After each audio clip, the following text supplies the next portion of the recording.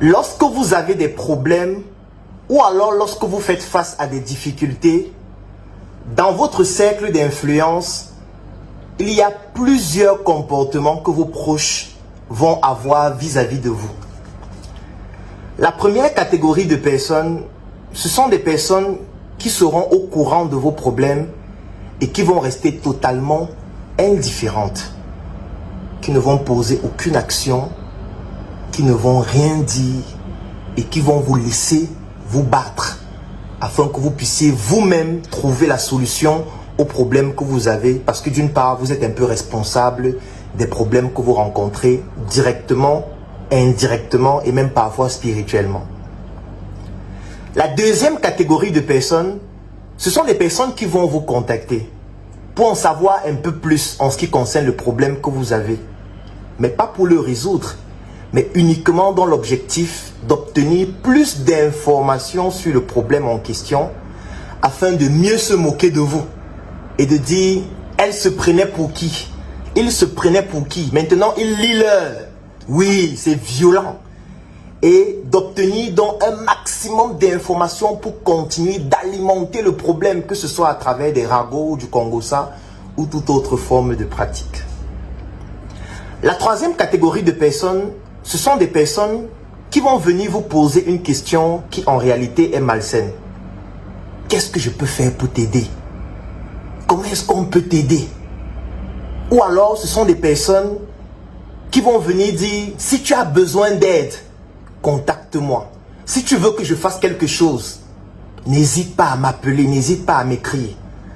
En réalité, ce sont aussi des personnes malsaines qui parfois peuvent t'aider, peuvent te soutenir, mais veulent que tu te places dans la position de mendiant, que tu puisses commander afin que ces personnes qui vont se placer à une hauteur beaucoup plus importante puissent te traiter avec beaucoup de condescendance en disant « Oui, tu te croyais déjà arrivé, n'est-ce pas? Maintenant, je vais t'aider. Viens me demander pardon. Viens, demande-moi de l'aide et je vais t'aider. Espèce de crevard. » En réalité, c'est ce que cela veut signifier. Il y a une autre catégorie de personnes qui vont venir pour en savoir plus, pour essayer de comprendre ce qui se passe dans l'objectif de vous apporter une aide chirurgicale. Parce qu'elles peuvent vous aider, elles peuvent vous soutenir, mais elles n'aimeraient pas vous apporter une aide dont vous n'avez pas besoin. Parce que parfois, vous avez faim, vous avez besoin de manger, et ce n'est pas le moment de vous dire, viens, il faut qu'on aille regarder un film au cinéma. C'est peut-être une aide, mais ça ne correspond pas exactement aux besoins que vous avez. Donc, ce sont des personnes qui vont venir pour en savoir plus dans l'objectif de vous apporter une aide chirurgicale. Une autre catégorie de personnes, ce sont des personnes qui ne vont même pas vous contacter, qui ne vont même pas chercher à en savoir plus et qui vont immédiatement vous aider sans vous dire ce qu'elles ont fait. Ça veut dire qu'elles vont poser des actions pour vous aider. Parfois, vous n'allez même pas savoir que ces actions viennent de ces personnes. Elles vont rester anonymes. Vous allez voir les résultats de ces actions, mais parfois, vous ne sauriez même pas qui a posé ces actions. Ou alors, vous allez savoir, mais elles ne vont jamais vous dire « j'ai fait ça, j'ai fait ça, j'ai fait ça » pour te soutenir. Il y a une autre catégorie de personnes qui vont poser des actions et qui vont tout faire pour que vous soyez au courant des actions qu'elles ont posées, afin que vous puissiez redevenir, ou plutôt devenir redevable. Ça veut dire qu'elles vont poser des actions, elles vont vous dire tous les jours, voilà ce que j'ai fait, voilà comment j'étais soutenu. Il y a des gens qui disaient ça et j'ai fait ceci. Avec ta difficulté, si j'ai posé telle action, j'ai contacté telle personne, je lui ai dit, ça ne peut pas continuer comme ça. Ce sont les personnes qui voudraient te faire comprendre que tu vois comment je te soutiens, n'est-ce pas? Quand moi j'aurai aussi des difficultés et que je vais te contacter, il faut aussi que tu me soutiennes. Et je ne veux pas entendre que tu restes indifférent ou quoi que ce soit. Ça, c'est une autre catégorie de personnes. Et dans cette catégorie de personnes, on a une variante qui est particulière. Parfois, ce sont des personnes qui sont proches et qui, à chacune de leurs actions, vont venir te dire « Aujourd'hui, voilà l'action que j'ai posée. Vraiment, avant-hier, j'ai encore posé telle autre action. Tu vois comment je me bats, non? Tu vois comment je me défends. Donc vraiment, ce n'est pas évident, ce n'est pas facile, mais on va se battre. » Il y a une autre catégorie de personnes qui, en réalité, émotionnellement et spirituellement, sont des personnes faibles et qui vont vous transmettre leur peur, leur frustration en vous disant vraiment « Ouais, ton truc-ci, est-ce que ce n'est pas mieux de fuir les problèmes? Parce que quand je vois ça, je sens que tu vas seulement mourir. Hein? Est-ce que tu vas même t'en sortir? Ouais, l'affaire s'il va te laisser, ce n'est pas mieux d'abandonner, ce n'est pas mieux de capituler, parce que quand ils voient ça, c'est grave, hein, yeah. En fait, ce sont des personnes qui vont vous transmettre leurs émotions de peur, qui spirituellement sont très faibles et qui peuvent vous pousser à vous dire vraiment, c'est vrai, l'affaire là est déjà très grave, hein, il faut que je puisse capituler.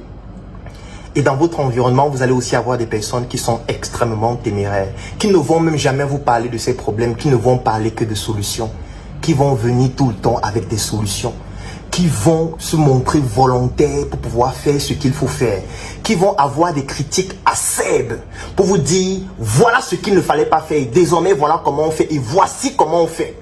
Et qui vont poser des actions qui parfois sont incroyables et qui sont extraordinaires. Et enfin, vous avez une catégorie de personnes qui vont vous dire non, même parfois quand vous allez leur demander de l'aide. Ils vont vous dire non, je ne peux pas t'aider. Ça veut dire que ce sont les personnes qui ne vont pas rester indifférentes. Elles vont carrément dire non de manière péremptoire. Une façon de vous dire, le problème que tu as causé là, c'est la réaction par rapport à une des actions que tu as posées. Donc, tu dois corriger ça toi-même. Tu dois résoudre ça toi-même. C'est ça la maturité. Si un enfant ne tombe pas plusieurs fois et il se relève, il ne pourra pas apprendre à marcher. Si on t'aide trop, comme on aide l'Afrique, si on te donne tout, si on te facilite la tâche sur tout ce que tu as comme difficulté, à un moment donné, tu ne comprendras pas que c'est difficile. Et on ne savoure pas bien ce qu'on a lorsqu'on ne s'est pas battu pour l'obtenir. Si quelqu'un t'offre une maison, ça ne correspond pas à la même valeur émotionnelle que quelqu'un qui a posé brique par brique jusqu'à voir sa maison monter avec le fruit de ses efforts. Donc ces personnes te disent non parce qu'en réalité, elles veulent te pousser à faire toi-même. Parce que ce qu'il faut retenir, et ça je l'ai appris d'un rappeur extraordinaire, le lyriciste de Bantou, il y a des personnes qui t'insultent pour sauver ta vie et il y a des personnes qui te félicitent pour te pousser à crever. Parce que lorsqu'on te félicite, tu prends de la graine. Lorsqu'on te félicite, tu deviens parfois prétentieux.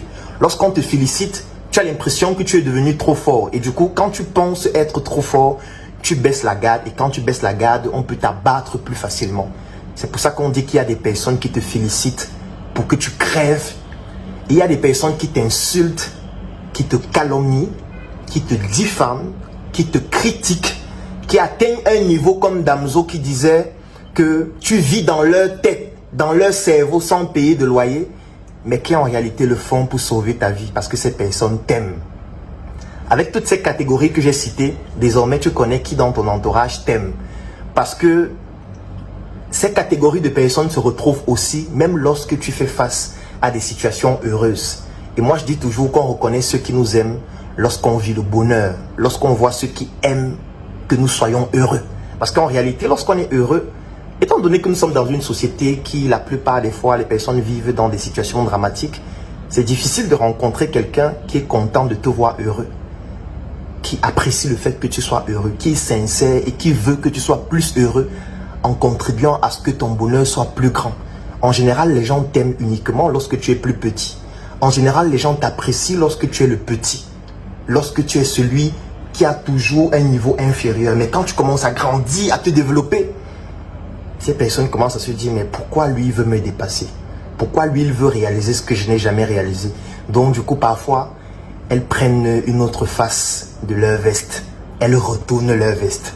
Donc tu dois pouvoir analyser ce type de personnes dans ta vie pendant les moments heureux et pendant les moments malheureux. C'est très important. Et ça va te permettre de faire le tri parce que tu dois pouvoir agir avec beaucoup de diplomatie aussi. Tu dois pouvoir essayer de comprendre que voilà comment il se comporte. Quand il y a quelque chose de malheureux qui m'arrive, il essaye de recenser tout ce qu'on dit de moi en mal et il vient me dire, tu as encore suivi ça, on a encore dit ça, on a encore dit ça. Et ça, ce sont des personnes malsaines. Tu dois pouvoir identifier au travers de ces petites actions simples et subliminales, les personnes malsaines qui sont autour de toi et les personnes bienveillantes que tu dois pouvoir traiter avec beaucoup de soin. Et pour terminer, lorsque tu as un problème, tu dois te battre pour le résoudre. Personne n'est ton père, personne n'est ta mère. Personne n'est obligé de t'aider. Personne.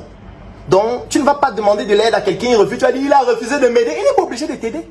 Même tes parents ne sont pas obligés de t'aider. Ils ont déjà fait du mieux qu'ils pouvaient pour que tu sois ce que tu es aujourd'hui. Même si vous avez rencontré des difficultés, même s'ils t'ont abandonné, même s'ils t'ont torturé, tu dois te battre. Tes problèmes, tu dois les résoudre toi-même.